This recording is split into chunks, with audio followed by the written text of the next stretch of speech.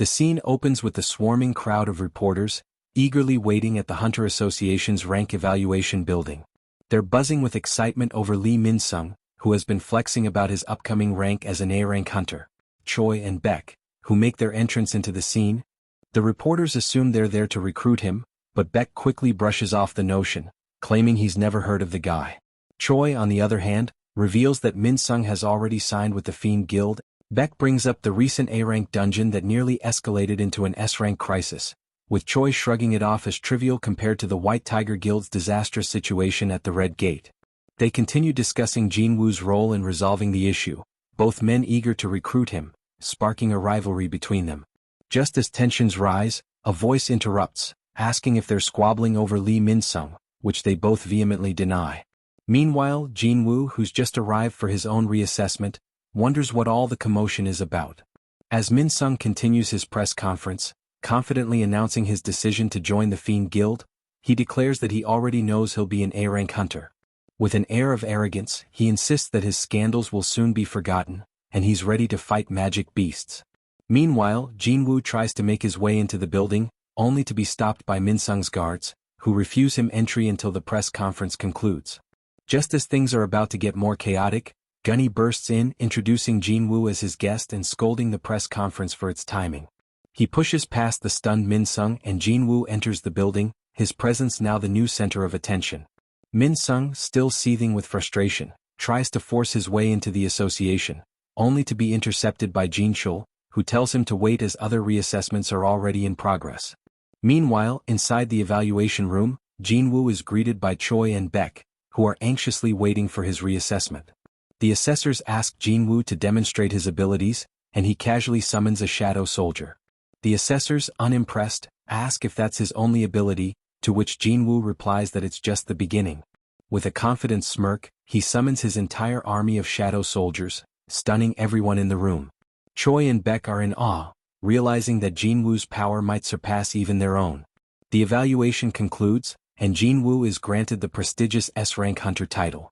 Outside, Min-sung's press conference is all but forgotten as the media shifts its focus to Jin-woo, who leaves the building to be bombarded with flashing cameras.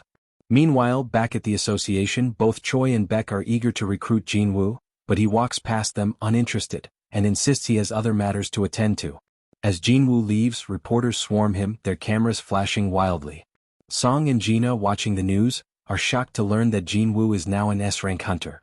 The entire city buzzes with disbelief, as Jin-woo's new status becomes headline news. While the media surrounds Jin-woo, his father has a conversation with Leo, expressing his disappointment that Leo failed to convince Jin-woo to join their guild. Leo, however, remains resolute, recalling Jin-woo's refusal to join any organization at this point in his journey. Jin-woo wants to grow stronger independently, believing that joining a guild would only slow him down. As the conversation heats up, Leo is determined to follow Jin-woo, no matter the cost, even if it means defying his father's wishes. Back at the scene, Beck offers to escort Jin-woo home to shield him from the press, but Jin-woo declines, slipping past the reporters with impressive speed. Choi is left stunned by Jin-woo's physical prowess, while Beck marvels at how much stronger Jin-woo has become. As Jin-woo vanishes into the shadows, it's clear that he's ready to take on the next phase of his journey, prepared to face whatever challenges lie ahead, and with a new determination to acquire the equipment he needs for his upcoming quests, particularly the Demon Castle. Jin-woo visits the hunter auction to purchase equipment. He looks at a cloak and a ring, but when he asks about the price, he's shocked by how expensive they are. Hoping for a discount, he asks if the price can be lowered, but the seller refuses. Instead, the seller jokingly offers a challenge.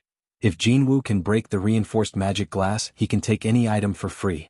Jin-woo, ready for the challenge, gathers his strength to strike, but just as he's about to, the seller panics and admits he was joking. Embarrassed, Jin-woo moves on to look at other items. Jin-woo examines a dagger, but its price is shockingly high. He shows the seller his own dagger and asks how much it would be worth.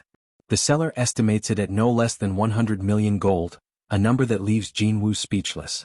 He originally bought it for just 2.8 million gold coins. This makes him realize that the items from the system store are far more valuable in the real world. Later, as he leaves, he decides not to sell the Spear of Avarice after all. Meanwhile, at the White Tiger Guild, Beck reflects on Jin-woo's immense strength and wonders if he's a special kind of hunter who can keep growing stronger indefinitely. He senses something unique about Jinwoo, a feeling that grows stronger as he contemplates the implications of his abilities. Baek isn't the only one who's intrigued by Jinwoo. At home, Jinwoo's sister, Jin-na, is relieved that no reporters are around anymore, allowing her to go back to school in peace. She teases Jinwoo about being on TV, but he laughs it off, casually mentioning that he'll be gone for a week starting tomorrow. She's curious and asks why just as Leo arrives at the door. Leo introduces himself as Jinwoo's right-hand man, and Jinwoo explains that Leo will be working with him for the next week. Though Leo is confused at first, he quickly agrees and the two head out. That night, Jinwoo checks on Jin-na, and after ensuring her safety, he summons his shadow soldiers to guard her. However, he notices that one of them is missing. As he recalls, he had accidentally destroyed one earlier. He assigns 3 remaining soldiers to protect Jin-na, and then moves to the rooftop. There, he summons his entire shadow army to patrol the area, pondering if he's starting to help society in his own way. Meanwhile, a flying magic beast soars across the city, its wings beating silently in the sky. Jinwoo, equipped with his water-based ring and wind-based cape, heads into the demon castle. A system message appears instructing him to collect demon souls, including the soul of the demon monarch, Baron. The reward is a shadow exchange rune stone. Excited by the prospect of this reward, Jinwoo teleports to the 76th floor where he left off. Meanwhile, at home, Jinwoo's father collapses unexpectedly, and his mother is horrified. Back in the demon castle, Jinwoo summons Fong and hands him the Spear of Avarice. Fong unleashes a fire attack that reduces a powerful demon to ashes in a single blow, impressing Jinwoo. He decides to keep the spear with Fong for now, realizing the power at his disposal. As Jinwoo continues to battle his way through the castle, doctors explain that he has contracted an illness known as eternal slumber due to low magic resistance. This leaves Jinwoo's family in a state of shock as they begin to wonder if Jinwoo's work as a hunter has anything to do with it. He organizes his shadow soldiers into 6 teams, each assigned to different tasks. His strategy is to eliminate enemies quickly, although he knows this means missing out on other loot. Progress is slower than expected, and after 2 days on the 80th floor, Jinwoo notices a significant drop in his MP, signaling that something is wrong. His soldiers are being wiped out and his teams are under attack. He quickly teleports to the location of his high orc team and finds that they're being overrun. As Jinwoo analyzes the situation, he senses something is off. The enemy's strength is formidable, but their strategy is even more alarming.